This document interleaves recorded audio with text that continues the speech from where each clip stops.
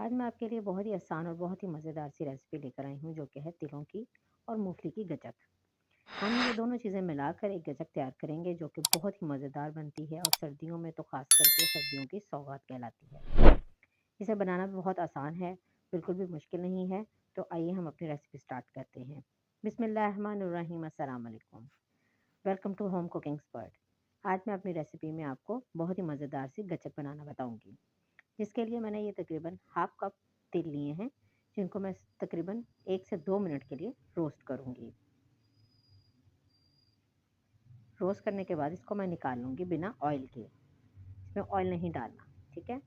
इसी तरह मैंने मूँगफली ली है तकरीबन हाफ कप, वो भी मैंने इसी तरह रोस्ट कर ली है 1 से 2 मिनट के लिए। इनको ज़्यादा नहीं रोस्ट करना, ये कड़वे हो जाएँगे दोनों चीज़ें।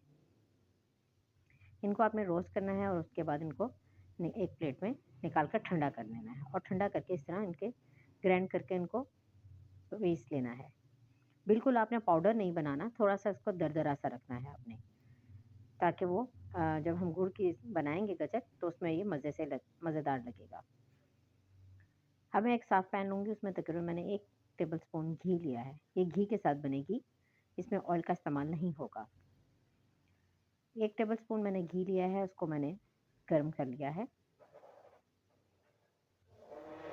ये आप देख सकते हैं हम इसको घी को गर्म कर रहे हैं। जब ये घी गर्म हो जाएगा तो इसमें हम ये गुड़ डालेंगे। गुड़ भी मैंने तकरीबन हाफ कप लिया है, जिसको मैंने छोटे-छोटे पीसेज़ में कर लिया है। अगर हम साबुत रखेंगे तो वो जल्दी मेल्ट नहीं होगा, इसलिए इसको मैंने इस तरह छोटे पीसेज़ में तोड़ लिया था। साथ में मैं इसके थोड़ा-सा पानी भी डाल दूँगी ताकि ये जले नहीं और अच्छे तरीके से मेल्ट हो जाए। तकरीबन 2 टेबलस्पून के करीब, ठीक है? वो पानी डाल के इसको मैं अच्छे तरीके से मेल्ट कर लूँगी। फिर हम इसको अच्छे तरीके से मेल्ट कर लेंगे। अगर आप लोगों को मेरी रेसिपी अच्छी लग रही है तो आप मेरे चैनल को लाइक करें, शेयर करें और सब्सक्राइब करें और साथ लगे हुए बेल आइकन को ज़रूर प्रेस करें ताकि मेरी हर आने वाली वीडियो का नोटिफिकेशन आपको मिलता रहे। ये आप देख सकते हैं कि गुड़ को मैंने अच्छे तरीके से मेल्ट कर लिया है और अब इसको मेल्ट करने के बाद तकरीबन 1 से 2 मिनट के लिए मैं पकाऊंगी ताकि जो इसके ऊपर जो झाग सी आई हुई है ये सही हो जाए, ठीक है? ये इसकी निशानी है पकने की।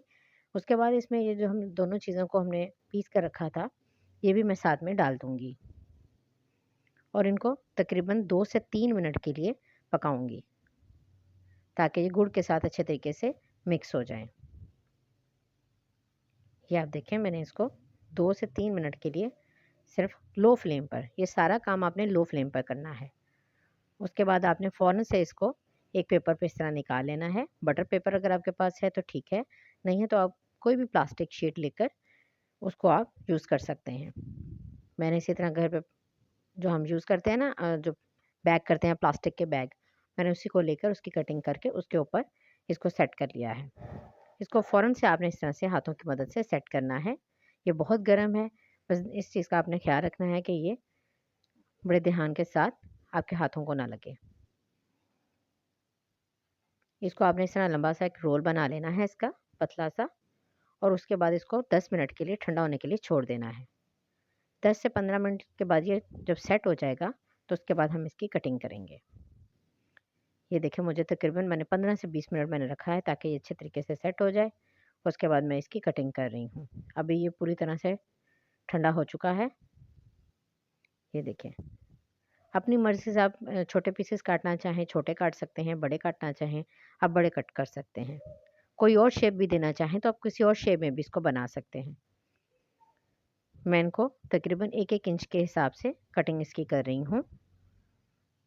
इसको आप इज़ीली सेव भी करके रख सकते हैं। खाने के बाद मीठा खाने को दिल करता है, आप इसको निकालें और उससे खाएँ। ये हेल्दी भी है, सर्दियों में आपको सर्दी भी नहीं लगेगी और ये बहुत ही मज़े की रेसिपी तैयार होती है। ये मैंने सारे कटिंग कर लिए हैं, ये देखें। मैं आपको एक तोड़ के भी दिखाती हूँ, ये देखें कितनी अच्छी बनी है ये। इसको आप सेव भी करके रख सकते हैं। मुझे उम्मीद है कि आपको मेरी रेसिपी पसंद आई होगी। नेक्स्ट वीडियो में मिलूँगी, दुआओं में याद रखिएगा। अल्लाह हाफ़िज़।